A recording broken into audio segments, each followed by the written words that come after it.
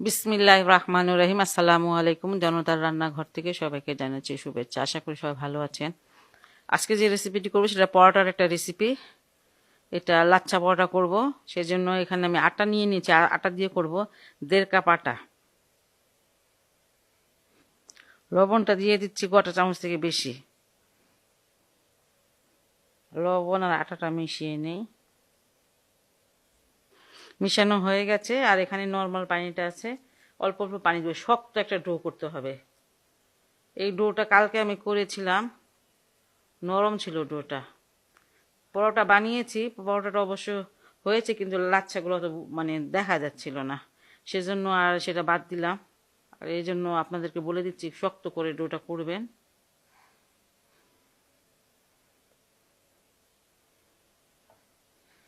শক্ত একটা ডো করেছি, দেখেন।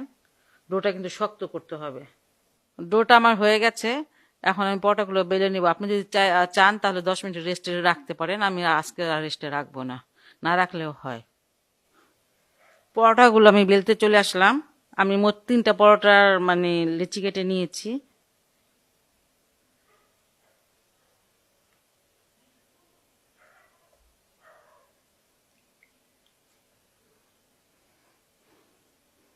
একটু তেল দিয়ে নিলাম।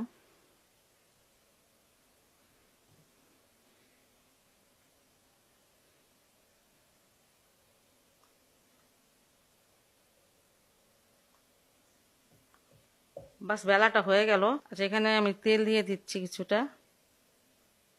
তেলটা দিয়ে পুরা পরোটাতে তেলটা মাখিয়ে দিচ্ছি। আর এখানে আটা ছিটিয়ে দিচ্ছি।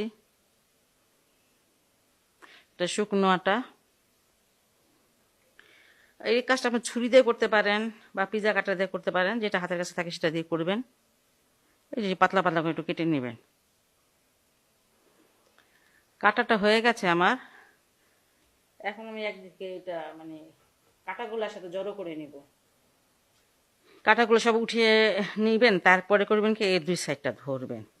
এইসব কাটাগুলো হাতে নিয়ে, আর 2-1টা যদি থেকে যায় বা ছিঁড়ে যায় সমস্যা নাই। এই যে এইভাবে ধরবেন, ধরে এমন করবেন, একটু লম্বা করে নেবেন। এই আস্তে আস্তে আস্তে আস্তে যেমন করবেন আর একটু লম্বা হয়ে যাবে।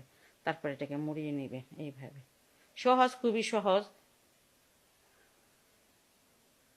এই দেখেন এমন করতেছি।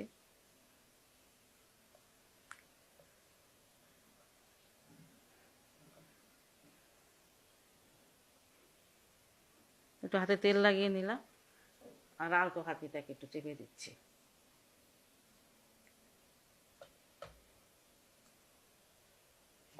আস্তে আস্তে বেলে নেবেন।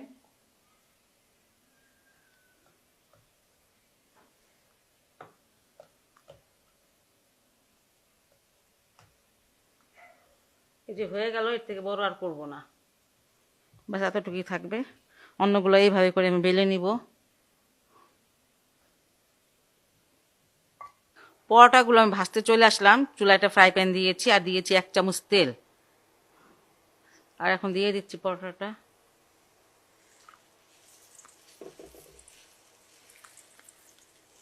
একটু উল্টিয়ে দেই।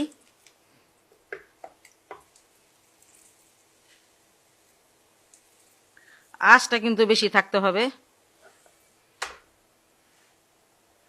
দেখেন মাশাআল্লাহ কত সুন্দর লেয়ার গুলো হয়েছে। একদম আপনি প্রতিটা লেয়ার আলাদা আলাদা করতে পারবেন। খুব সহজভাবে দেখালাম, খুব সহজ একটি রেসিপি। এটা অবশ্যই বাসায় ট্রাই করবেন। আর যদি আপনাদের আমার রেসিপিটি ভালো লাগে তাহলে অবশ্যই অবশ্যই আমার চ্যানেলকে লাইক, কমেন্ট, সাবস্ক্রাইব করুন। সবাই ভালো থাকবেন, সুস্থ থাকুন, নিরাপদে থাকুন, এই দোয়া করি। আল্লাহ হাফেজ। পরোটাটা আমার হয়ে গেল, আমি এখন নামিয়ে নিব।